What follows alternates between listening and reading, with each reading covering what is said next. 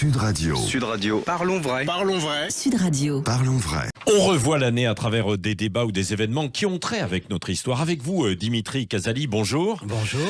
100 dates de l'histoire de France qui ont fait le monde. C'est le titre de ce livre aux éditions Plon qui est formidable.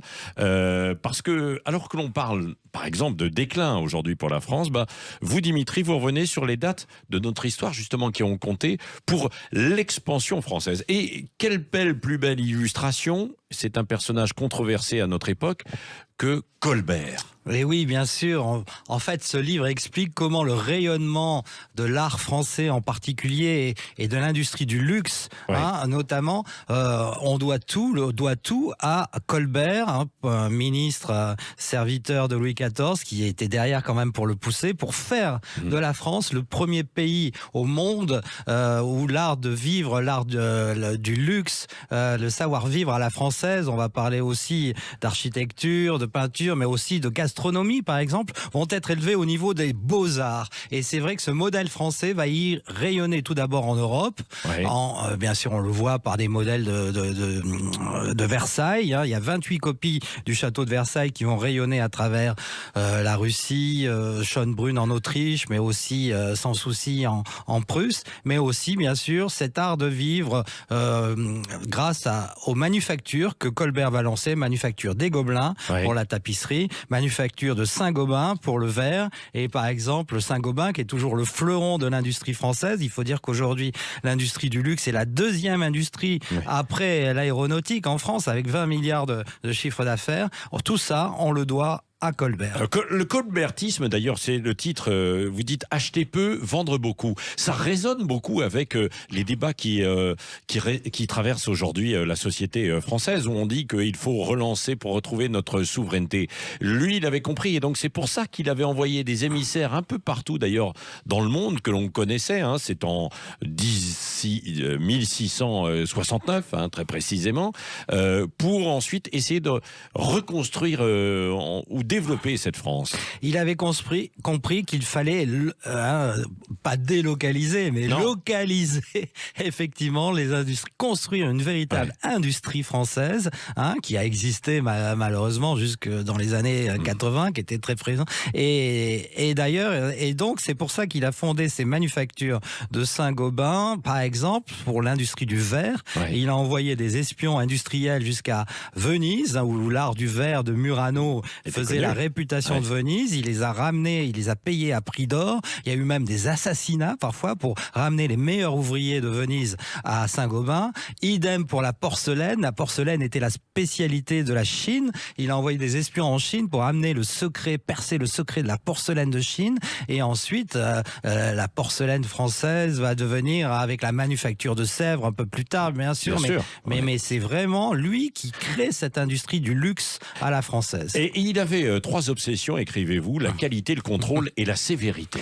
Et oui, c'était des normes extrêmement strictes, et si on n'obéissait pas, on méritait parfois le bâton. Il faisait battre les ouvriers qui n'avaient pas la qualité française. Voilà, c'était ce Made in France, cette marque. Vous voyez, les Allemands, mais nous, on avait le Made in France à l'époque, et ça a duré 2 siècles. Donc il faut effectivement être fier de cet héritage et l'entretenir. Et surtout, on appelle ça le soft power aujourd'hui. C'est dommage qu'on sache plus utiliser le soft power. C'est-à-dire, c'est quoi le soft power? C'est-à-dire la capacité d'un État d'influencer les autres États ou le reste du monde grâce à sa culture. Et la France a une culture si puissante, si rayonnante, que c'est ça qu'on devrait mettre en avant toute chose. Oui, c'est ça. On a besoin de lire son histoire pour mieux comprendre son avenir. Bien souvent, c'est ce que l'on dit aux jeunes étudiants.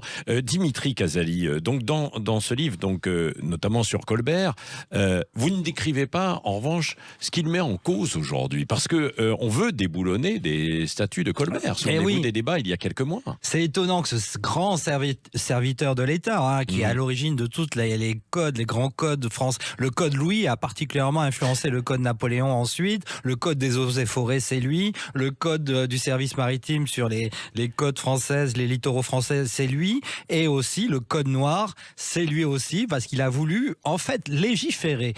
Il faut bien comprendre qu'à cette époque, c'était l'arbitraire Ouais. le plus total. C'était vraiment le chaos, l'anarchie. Et lui, il a voulu faire le code noir dans les Antilles françaises pour... C'est-à-dire, ça correspondait à quoi? En 1685, c'est-à-dire pour que les planteurs, les propriétaires des plantations...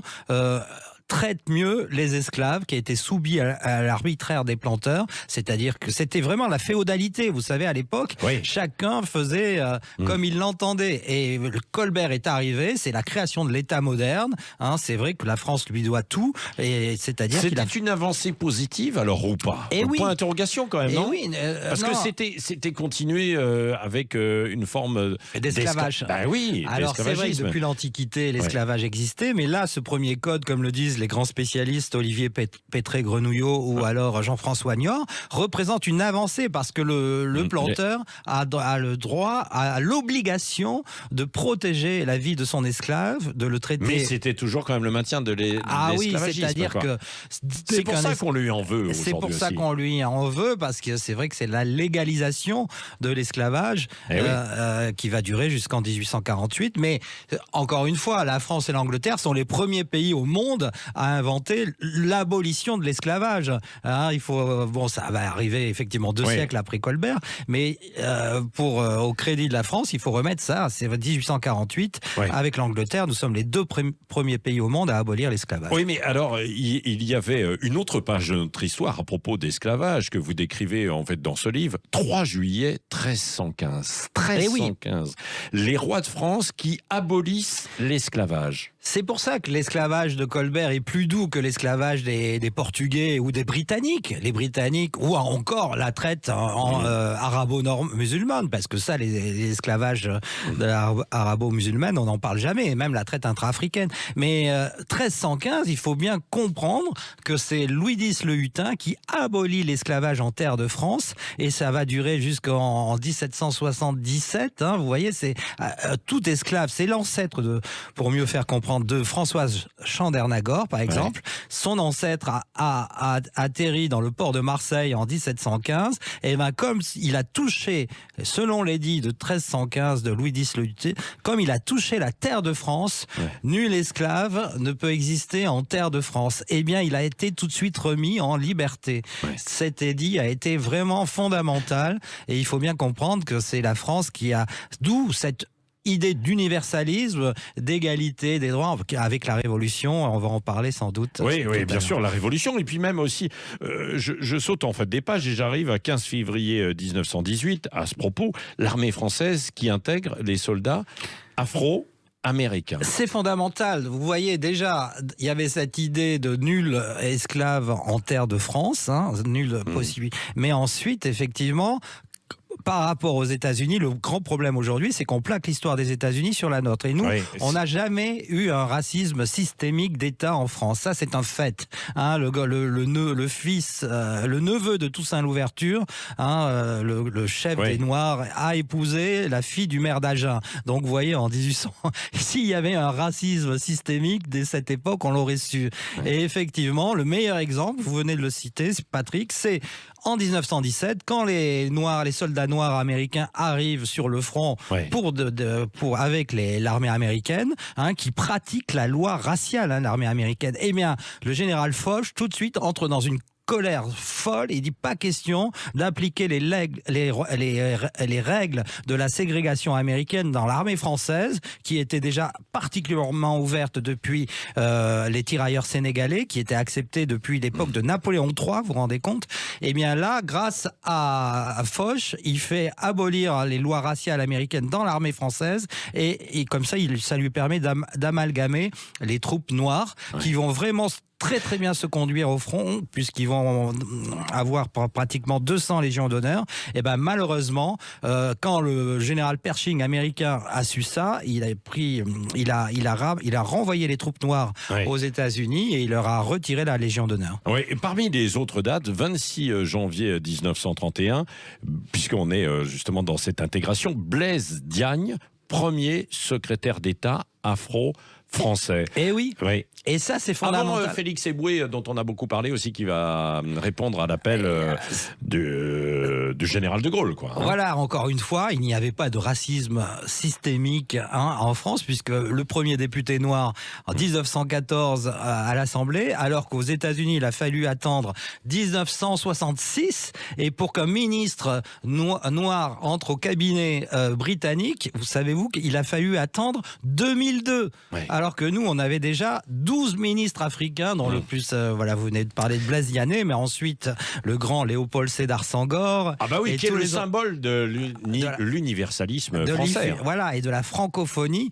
Il faisait partie de l'Académie française, vous vous rendez compte, il parlait mieux français que vous et moi, et il avait cet amour de la langue française, et surtout cette idée de francophonie qu'il imaginait comme un humanisme qui se tisse autour de la terre. C'est vrai qu'on a perdu cette idée de francophonie avec des hommes comme Léopold Sédar Senghor, Humphrey de Boigny, qui adoraient la France plus que leur pays. Sur Sud Radio, nous revoyons l'année à travers des débats ou des événements qui ont une relation avec l'histoire, avec votre livre, Dimitri Casali, 100 dates de l'histoire de France qui ont fait le monde. On parle beaucoup, évidemment, tout au long de l'année, et ça fait partie des préoccupations de la parité. Et vous revenez sur une date, 1749. Nous sommes avant la Révolution, les femmes françaises pionnières de l'égalité des sexes.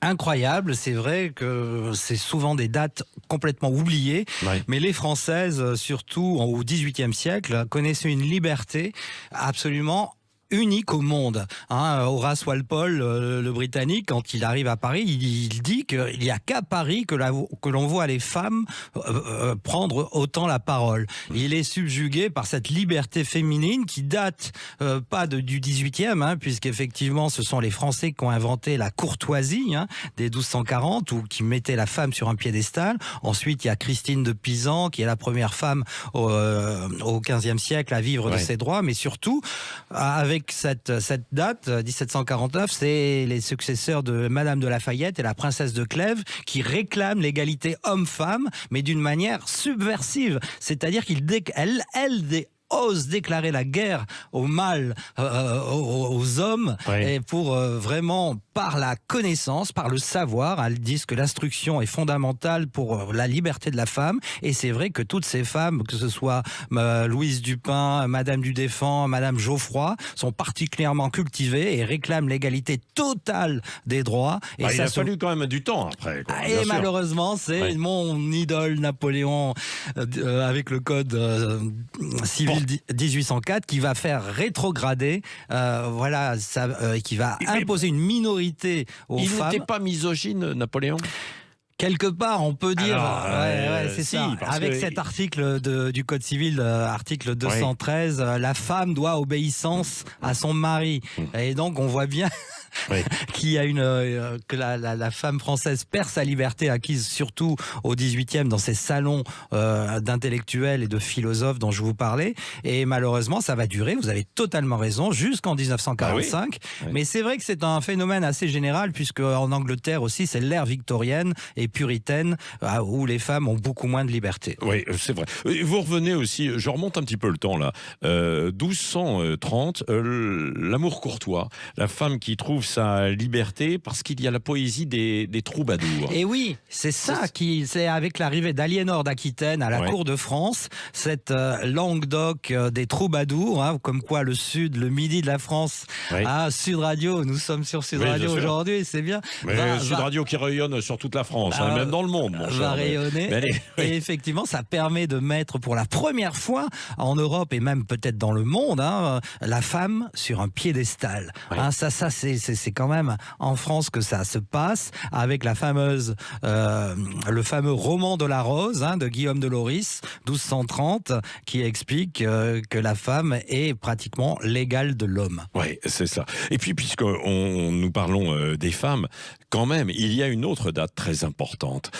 D'ailleurs, qui fait écho à ce que l'on vit en fait aujourd'hui sur la recherche scientifique, où on dit qu'il n'y a pas suffisamment de femmes qui s'engagent dans ces filières.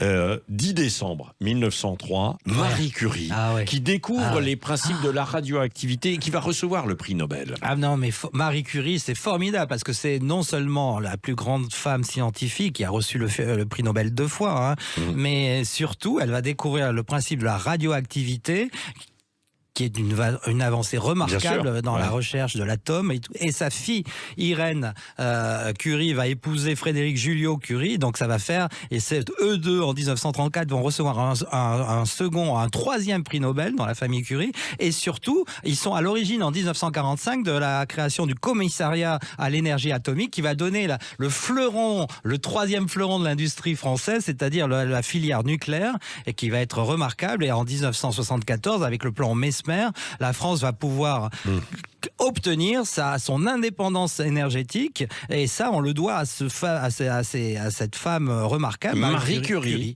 Bah, bien sûr. Oui. Donc vous voyez, si aujourd'hui on a fermé Fessenheim et on a froid et tout, on avait acquis cette indépendance énergétique grâce à Marie Curie. Oui, c'est sa physicienne. C'est assez terrible, son destin et son histoire, parce qu'elle va mourir en 1934 des suites justement d'une leucémie due à des manipulations. Aux radiations du polonium, voilà cette fameuse matière qu'elle avait découverte, c'est une matière radioactive bien sûr, et elle va mourir des suites. Mais bon, ça reste, elle est rentrée au Panthéon, et c'est vrai que le monde entier nous l'envie, comme quoi l'immigration, puisqu'elle était d'origine polonaise, à ce niveau-là de perfection et d'excellence, peut apporter de grandes choses à la France. Oui, la mère de la radioactivité, c'est Marie Curie.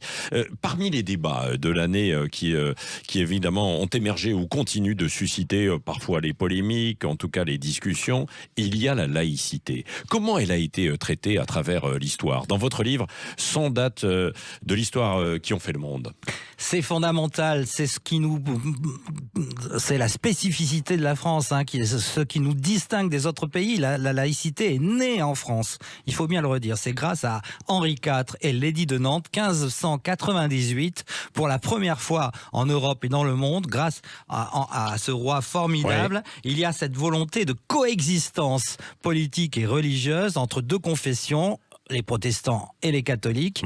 Et c'était compliqué avant, et même a été 40, après aussi. 40 ans de guerre, mais d'une férocité terrible. Et donc il a cette idée géniale, ce sont les prémices, l'édit de Nantes. Après, le principe de laïcité va être approfondi par Voltaire, surtout, le traité de la tolérance, et ensuite la Révolution et la loi de 1905, bien sûr. Mais là déjà, il y a cette volonté de neutralité religieuse, c'est-à-dire que le serviteur de l'État, pour Henri IV déjà, l'État français est supérieur à la religion, c'est-à-dire qu'il y a cette volonté doit absolument être neutre et servir le roi avant sa religion. Voyez-vous, ça c'est vraiment ce qui nous caractérise, puisqu'à l'époque les États dans le monde entier étaient particulièrement religieux, et donc c'est vraiment une idée neuve. Le sujet du roi, le serviteur de l'État, doit obéir aux lois de son souverain et non aux lois de la religion. Et ça c'est une grande première, c'est ce qui nous distingue, cette volonté de se libérer des chaînes de la religion. Ensuite, bien sûr, encore une fois approfondir par Diderot, Voltaire et Condorcet. Oui, et Voltaire, vous revenez sur Voltaire. Il est fondamental aussi. Redonnez évidemment pour les personnes qui ont besoin de se remettre un petit peu en tête ce qu'a fait Voltaire. C'est sa lutte contre la superstition et l'obscurantisme. Voilà, pour lui la religion est l'obscurantisme total. Il faut se libérer des chaînes de la religion pour que l'homme s'émancipe grâce à la science et le progrès. C'est vrai qu'il y avait déjà cette idée avec Descartes, les grands scientifiques. C'est ce qui va créer l'esprit français, l'esprit rebelle. Les Français sont particulièrement rebelles à toute autorité, et ça date de cette époque. C'est aussi une chance, quand c'est bien canalisé, quand c'est bien construit, de se libérer des chaînes, des emprises de la politique et du religieux. C'était pas simple quand même pour Voltaire. Non, puisqu'il a été embastillé plusieurs fois par le roi, bien sûr. Parce que c'était une remise en cause totale. Totale de l'ordre de l'époque. C'était d'ailleurs un ordre basé sur la religion catholique, bien sûr, mais aussi sur les privilèges. Et 1789, c'est l'abolition des privilèges pour la première fois dans le monde, l'égalité des hommes que va vraiment synthétiser Napoléon dans le Code Napoléon, avec la liberté, l'égalité, la fraternité. Mais l'égalité, c'est vraiment une œuvre napoléonienne, puisqu'il va la diffuser à travers toute l'Europe, avec le Code civil, mais aussi des pays comme l'Amérique latine, le Japon vont s'inspirer du Code Napoléon pour leur juridiction. Et puis de la Déclaration des droits de l'homme, qui est une référence mondiale, 26 août 1789, quoi. C'est la première fois. C'est ce qui va nous jouer des tours avec l'invention de l'universalisme à la française. Ça, c'est fondamental. Cet universalisme, cette volonté de mission civilisatrice de la France, qu'on veut, on veut diffuser les droits de l'homme à travers le monde, c'est-à-dire les droits de l'homme, tout homme né dans l'égalité, et surtout sans distinction, de race ni de religion. Et ça, ça résonne particulièrement aujourd'hui dans notre tête. C'est-à-dire que le modèle anglo-saxon multiculturaliste est l'opposé du modèle universaliste français qu'on a essayé de diffuser dans les colonies, parfois avec de la réussite en Indochine, parfois avec moins de réussite au Maghreb. Oui, c'est ça. Un dernier mot aussi, puisque vous avez évoqué le modèle anglo-saxon et les États-Unis. C'est quand même la France. Aujourd'hui, on sait qu'on a du mal parfois à bien s'entendre avec les Américains. Je ne parle pas de l'Est, en fait, de l'autre côté, que vous n'évoquez pas forcément. Mais notre histoire a été tournée aussi donc à l'Ouest. Et c'est la France qui permet aux États-Unis d'accéder à l'indépendance. 3 septembre 1783. Ça, on l'oublie toujours. C'est vraiment, surtout les États-Unis, les Américains. Mais je suis vraiment, quelle ingratitude. Sans l'aide militaire française, puisque Louis XVI va envoyer 11 000 hommes pratiquement. Vous vous rendez compte, la France va se ruiner pour soutenir la rébellion des Américains pour leur guerre d'indépendance contre les Britanniques.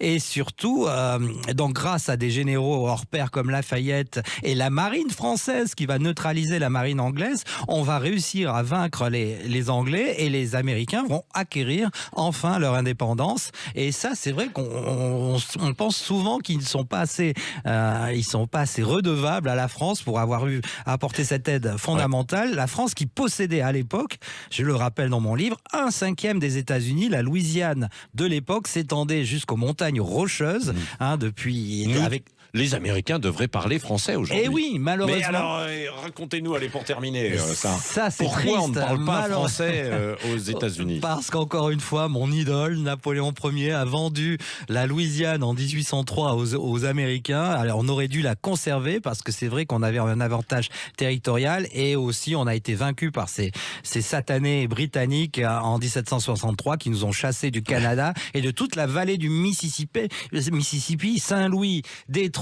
Chicago a été créé par les Français. Mais qui le sait aujourd'hui que Chicago est une création française, Saint-Louis, la Nouvelle-Orléans. Et malheureusement, si nous étions restés là-bas, le monde entier parlerait français. Enfin, le monde entier, les États-Unis en tout cas. Peut-être pas la langue. Oui, après, ce serait devenu la langue universelle. Oui. Le français se porte pas trop mal quand même, même s'il est un peu malmené.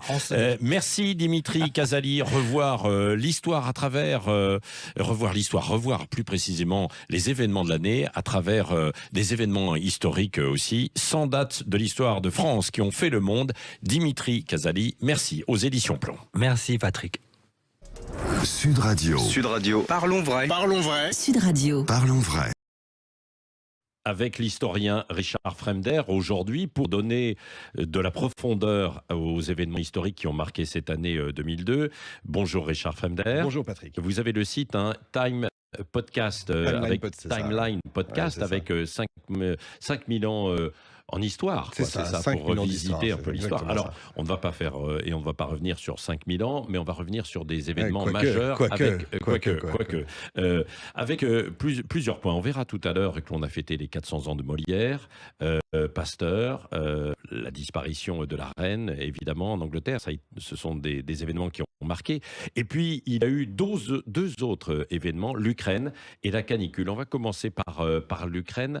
évidemment parce que ça a une résonance très très forte. Hein. Cette résonance extrêmement forte et surtout il faut pas oublier une chose, c'est que l'historien doit avoir le recul et si possible tout le monde doit avoir le recul et pas essayer de juger tout de suite un événement qui vient d'arriver en se disant oh là là tout de suite ça devient quelque chose de très perturbant si on le regarde aujourd'hui uniquement avec nos yeux d'aujourd'hui. Il faut voir que l'histoire de l'Ukraine et de la Russie, c'est, j'allais dire, presque vieux comme le monde. Ce territoire, qui est un territoire qui a été, on va dire, voulu par tous, depuis toujours, cette partie du monde a été disputée. Il faut savoir que les terres noires d'Ukraine, c'est le Tchernosium, c'est les terres les plus fertiles de la planète.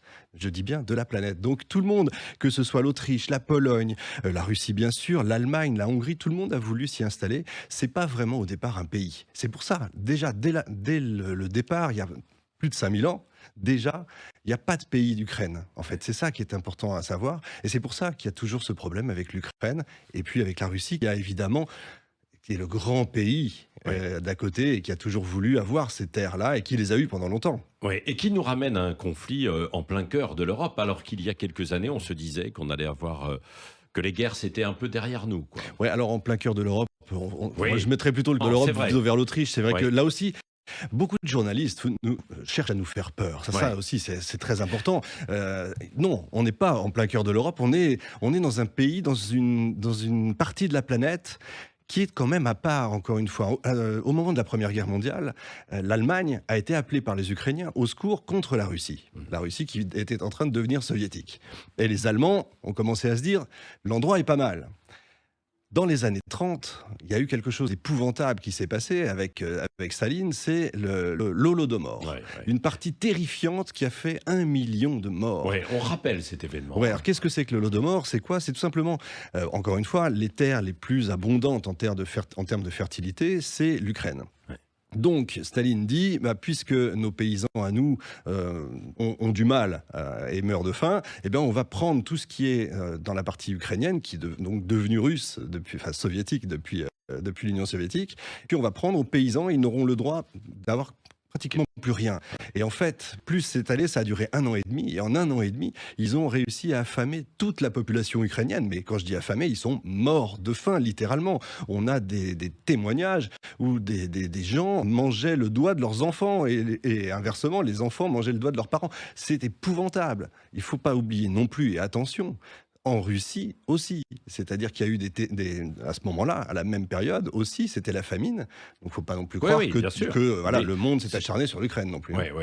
C'est vrai. Il faut toujours relativiser, ça c'est important. Et c'est pour ça d'ailleurs que du côté notamment de Vladimir Poutine, il a voulu, entre guillemets, mettre en avant ces faits historiques et l'Ukraine. Alors il y a un autre fait, oui, vous avez raison, il y a un autre fait très important et qui va justement expliquer ce qui se passe et qui va expliquer certaines phrases quand il parle des nazis, etc.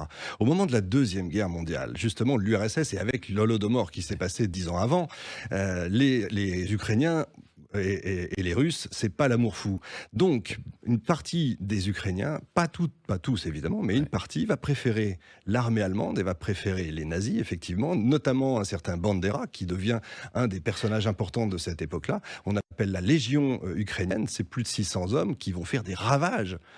Et c'est ça que Poutine, c'est là qu'il dit, oui, il y a des nazis, etc. Parce qu'encore aujourd'hui, certaines personnes défilent avec l'image de Bandera, qui est un nazi notoire. Oui, ce qui montre bien à quel point ce pays était au centre. Alors vous me dites pas au centre de l'Europe, c'est vrai, mais au centre de tous les pays européens. Tous les pays européens qui repartaient un petit peu vers l'Est, après la chute du mur il y a des années. Exactement, et la vérité elle est là, c'est au centre des pays européens. Encore une fois, la Pologne aurait voulu avoir l'Ukraine et a failli avoir toute l'Ukraine. Et il l'a eu pendant des années. D'ailleurs, Gaulle s'est battu contre les Polonais quand il était jeune, en Ukraine. Donc c'est toute l'histoire de l'Europe, ça c'est vrai, c'est toute l'histoire de l'Europe qui s'est passée à un moment donné en Ukraine. Un autre événement historique qui a marqué l'année. Pourquoi historique? Eh bien, c'est parce qu'on a battu des records de chaleur en France, également en Europe. La canicule, Richard Fremder. Alors la canicule, là aussi les journalistes nous font peur, c'est l'année la plus, le record, etc., etc. Moi je dis toujours, encore une fois, l'historien n'est qu'un enquêteur, l'historien n'est pas un juge, donc l'historien doit revenir à la vérité entre guillemets, c'est-à-dire à ce qu'il trouve. Et il ne faut pas confondre déjà climat et météo. Le climat, c'est sur des milliers, voire des millions d'années, et j'insiste bien là-dessus. La météo, c'est ce qui se passe sur la semaine, sur l'année, sur les 5 à 10 ans. Jours, voilà. Bien sûr. 5 à Même 10 ans au maximum. Mois à l'échelle de l'humanité, c'est rien. Effectivement, c'est rien du tout. Secondes. Le climat, c'est un système dans son ensemble, sur toute la planète, sur des milliers, des millions d'années, encore une fois. C'est ça qui est très important à bien comprendre. L'historien, c'est un scientifique. C'est pour ça, là, je me base en tant que scientifique, en tant que sceptique. Sceptique, c'est vraiment le grec. Skeptikos, ça veut dire observer. L'historien est un enquêteur qui observe, qui ne juge pas, qui ne va pas dire c'est un tel, c'est un tel, c'est un tel. Ça, c'est important. Comment est-ce que je peux vous dire que le climat est un système qui bouge, qui fait des cycles? Parce qu'on peut voir, grâce à la dendrochronologie, vous savez, les cercles sur les arbres, là, on fait ça à l'école. La palynologie, c'est l'étude des pollens, et on peut voir les différences d'essence d'arbres qui montent ou qui descendent des régions, selon la chaleur ou pas. Les dates de vendange. Les dates de vendange peuvent nous dire s'il a fait très chaud ou pas chaud. Si effectivement, on vendange début août, on peut dire qu'il a fait très chaud, parce que les thermomètres n'existaient évidemment pas. Si on vendange au mois de novembre, on peut dire qu'il a fait vraiment dégueulasse. Il n'y a pas d'autre mot, évidemment. On a également les rogations, c'est-à-dire toutes les processions dans les pays catholiques, les processions pour faire pleuvoir, pour faire du beau temps, etc. Et puis les glaciers, le recul des glaciers. C'est ce qui nous permet d'avoir ce recul sur des millénaires. Et sur des millénaires, je peux vous dire qu'au 7e siècle, il y a eu un réchauffement déjà de plus 0,6 degrés, 0,6 degrés, qui a amené la découverte du Groenland, parce qu'on a pu y aller. Groenland veut dire Greenland, pays vert. Imaginez que les glaciers ont reculé à ce moment-là. Des hommes s'y sont installés, ils ont pu aller découvrir l'Amérique, des Vikings en fait. C'est pas Christophe Colomb, c'est les Vikings les premiers. Et puis ils n'ont pas pu rester au Groenland parce que les glaciers sont revenus. Donc on a ce cycle qui sans arrêt. En 1705, on a eu le grand hiver. Le grand hiver.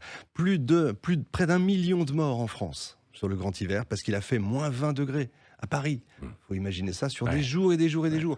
Donc attention avec le plus, le moins. Le catastrophisme est dangereux sur la longue période, en fait.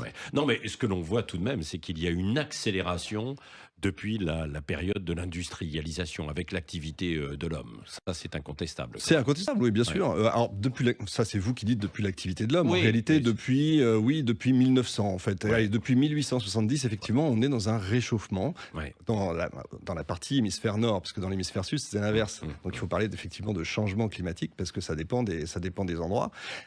Évidemment, il ne s'agit pas de nier, mais il s'agit de dire, attention, c'est déjà arrivé, on ne va pas non plus... Regardez les glaciers qui reculent d'1 kilomètre. On a découvert des choses, on a découvert même des militaires de la Première Guerre mondiale qui étaient cachés dans des grottes. Ça veut dire qu'il n'y avait pas de glace à la Première Guerre mondiale, vous voyez. Donc ça a reculé, ça a avancé, et puis ça a reculé. Oui, c'est ça. Et donc il y a besoin de cette vision historique pour pouvoir mettre du contexte. C'est important d'être à la lumière de l'histoire. Merci Richard Fremder. Nous continuons avec vous de remonter le temps, l'année 2022, et de lui donner de la profondeur historique sur Sud Radio. Avec Richard Fremder de Timeline Podcast, pour revenir sur des périodes historiques, évidemment, que vous traitez dans l'ensemble en fait de vos podcasts, Richard Fremder, et pour revenir sur Sud Radio, sur l'année 2022, avec plusieurs grandes célébrations, les 400 ans de Molière, Pasteur, et puis la disparition de la reine. Commençons peut-être par les 400 ans de Molière, 400 ans, puisqu'il est né en 1622. Effectivement, quelle personnalité de culture a fait de revenir à Molière. Ça fait du bien, effectivement. Imaginez peu, en Allemagne, vous avez la langue de Goethe, la langue de Cervantes pour l'Espagne, la langue de Shakespeare en Angleterre et la langue de Molière pour la France. C'est magnifique quand même. C'est un personnage, au-delà de tout ce qu'on peut imaginer, il est extraordinaire. Il est auteur, il est acteur, il est directeur de théâtre, il est metteur en scène. C'est formidable. En même temps, tout fantastique qu'il soit, il y a quand même des mystères. Et ça, c'est magnifique. Shakespeare aussi, il y a des mystère. On se demande même s'il a été Molière. Pourquoi prend-il ce nom Molière, ce Jean-Baptiste Poquelin? C'est vrai, Oui, on c'est peut se vrai, poser la bien question. sûr, Est-ce que ouais. c'est un anagramme? Est-ce que ça veut dire quelque chose? Est-ce qu'il y a un sens caché? Est-ce qu'il a voulu, parce qu'à l'époque on savait parler latin, on avait de la culture, est-ce qu'il a voulu nous dire quelque chose? Moliere, ça voulait dire des choses. Voilà, on a des mystères comme ça. Comment un Ça autre... reste un mystère ou on a des éléments de réponse aujourd'hui? Tout le monde va vous répondre tout ce qu'il veut, en fait. Vous avez les grands spécialistes de Molière qui vont vous dire, mais non, il n'y a pas de mystère, c'est c'est ça, etc. On peut Ouais. quand même se question et se poser la question, c'est aussi s'enrichir, c'est enrichir sûr. ses connaissances. Comment Ouais. est-ce qu'un auteur, metteur en scène, a-t-il fait les pièces qu'il a écrites au début qui sont vantables, qui sont illisibles, qui sont injouables? C'est une horreur, c'est limite pipi caca. Ouais. C'est une horreur. Comment, en écrivant ça, a-t-il en quelques mois pu écrire ce qu'il a écrit, ce qu'on connaît aujourd'hui? Ouais. C'est une vraie question. On peut se poser, on a le droit de se la poser. Comment est-ce qu'un tel auteur n'a pas laissé un seul document écrit de sa main, je dis bien pas un seul, à part une signature d'une facture? Ouais. Comme on peut se poser la question avec tout ce qu'il a écrit. Alors quand on sait que, effectivement, à l'époque, on n'écrit pas une seule pièce entière pour les acteurs, mais chaque comédien a son texte. On peut se dire qu'ils les ont perdus. Ça fait beaucoup sur toutes les pièces quand même. On peut se poser la question. Comment est-ce qu'on peut être à la fois donc auteur, acteur, metteur en scène, directeur de théâtre et écrire ces pièces-là? Tout ça en une nuit quasiment. Oui, C'est des vraies questions. Ce sont des vraies questions, sachant qu'à l'époque, on l'a vu aussi avec beaucoup d'artistes et les peintres qui travaillaient avec des équipes. Oui, Et sauf que lui, Lui, tout le monde dit, il écrivait tout seul. oui, Et c'est ça. Donc moi, je veux bien. Ouais. Vous comme moi, on sait, Ouais. on fait plein de choses en même temps. Comment? Alors, il est d'accord, c'est un génie. Je Ouais. veux bien. Ouais. J'accepte le génie. Mais comment a-t-il fait? J'aimerais savoir. J'aimerais Ouais. qu'on m'explique. Or, personne ne peut l'expliquer. Ça, c'est formidable. Et pour finir, comment un tel personnage n'est-il pas au Panthéon? Ouais. Comment ça se fait? Ouais. Expliquez-moi ça. Ouais. On peut se poser la question. Et c'est quand même un de nos plus grands personnages. Ouais, alors que l'on a célébré les 400 ans de Molière Eh en ouais, 2022, c'était quand même et le on moment. reste sur une partie de mystère, quoi, C'est- sur ce personnage qui a marqué la culture française, quoi qu'il Ah en bah, soit, quoi qu'il a qu'il en marqué soit, encore mais bien sûr. Et aujourd'hui. il faut que ça reste. Un autre personnage, Richard Fremder, qui a marqué, c'est Pasteur. Ah, Pasteur, c'est autre chose. Pasteur, j'allais dire, c'est l'inventeur de la medtech. C'est là, on est vraiment dans l'homme visionnaire. Attention, Pasteur n'est pas médecin. Beaucoup pensent qu'il était médecin, que c'est lui qui a fait l'injection pour le jeune Meister, pour la rage. Pas du tout, il n'était pas médecin, c'est un homme de science, hein, c'est un scientifique, vraiment. Et il a compris très tôt que la science devait servir la vie de tous les jours et également l'industrie. Et c'est en ça que c'est l'inventeur de la medtech, c'est-à-dire quasiment, il a créé les premières startups médicales, scientifiques, et ça, c'est fantastique. C'est quand même un des personnages les plus connus dans le monde. Et quand on met en parallèle ce qu'on vient de vivre, les deux années qu'on vient de vivre avec le Covid, Avec le Covid, et quand ouais. on sait qu'on va fêter les 200 ans de Pasteur, il doit se retourner quand même un peu dans sa tombe. Quand on sait tout ce qu'il a fait, quand on sait tout ce qu'il a inventé, tout ce qu'il a créé, tout ce qu'il a voulu faire, alors qu'il était malade parfois, qu'il était hémiplégique, etc. Cet homme s'est battu tout le temps, toute sa vie, pour découvrir. Moi, j'aime cette idée, toujours, c'est Platon, Aristote. Vous savez, Platon qui sait tout, c'est le savoir livresque, je sais grâce au livre. Et puis, vous avez Aristote qui sait par l'expérience, par le terrain. J'aime cette idée que... Pasteur, c'est moi j'ai vu des choses, j'ai expérimenté, j'ai vu que ça marchait et je vous le donne. Oui.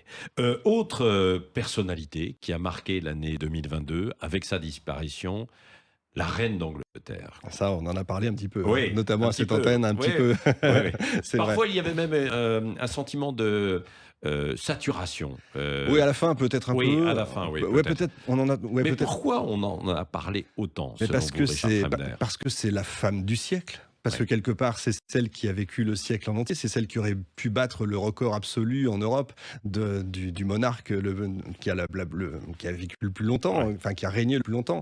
À 2 ans près, c'est Louis XIV qui reste le premier quand même, avec 72 ans, elle a régné 70 ans, mais elle a imaginé, elle a usé 15 premiers ministres. Ouais. Quand je dis usé, c'est pas elle qui bien les a sûr. usés, mais enfin elle en a vu 15. Et quel premier ministre? Imaginez que quand même Churchill a été son premier ministre, Margaret Thatcher qu'on aime pas, enfin ça a été des grands personnages. Elle a vécu ça, elle a vécu la fin de elle a vécu la guerre pas en tant que monarque, Non. mais elle a été importante, elle a été sur le terrain j'allais dire, elle a mis les mains dans le cambouis, c'est le cas de le dire, Bien dans sûr, les véhicules. Elle a tout vécu, elle a tout connu. Elle a vécu le changement de monde, elle a vécu le changement de siècle. Comment voulez-vous qu'on en parle pas? Elle a connu les 30 Glorieuses. Elle a connu ça, mais bien sûr. Ces 30 Glorieuses, au sortir de la guerre, Exactement. où on allait vers autre chose, un monde meilleur. Elle a vécu ensuite tous les doutes nés de la mondialisation, d'une industrialisation forcée et qui nous pose question aujourd'hui. Oui, c'est vrai. Je parlais de Margaret Thatcher, mais c'était exactement ce moment-là. sûr. Et surtout, je crois qu'elle a su conserver, à une époque où on a vécu, à partir des années 80, l'ultra-médiatisation, elle a toujours été la femme qui se met derrière le monarque. C'était le never explain, never complain. Elle s'est jamais mise en avant. Et ça, on parlait de mystère tout à l'heure, entretenir le mystère quelque part, quelque part, ça rend quand même ce personnage autrement plus grand. Oui. Et puis, cela a mis également une nouvelle fois un coup de projecteur sur la monarchie, et la monarchie britannique, quoi. Et la monarchie britannique et l'amour des Français quelque part pour la monarchie, parce qu'il ne faut pas non plus oublier que même si je t'aime moi non plus, tout de même. Oui, c'est vrai, mais Oui. les Anglais aussi, après tout, Bien ont sûr. coupé la tête de leur roi, nous aussi, de façon différente, c'est Oui. certain. Oui. Mais quelque part, on aime bien les têtes couronnées. Notre président n'est-il pas un roi élu? Ça, on peut se poser la question. Les Ouais, Français aiment bien ce côté-là, Ouais. quelque Même part. si justement il y a une détestation forte pour certains, c'est comme dans les monarchies. J'aime quoi. bien le je t'aime moi non plus, Ouais, effectivement. ouais. Je suis assez d'accord avec ça.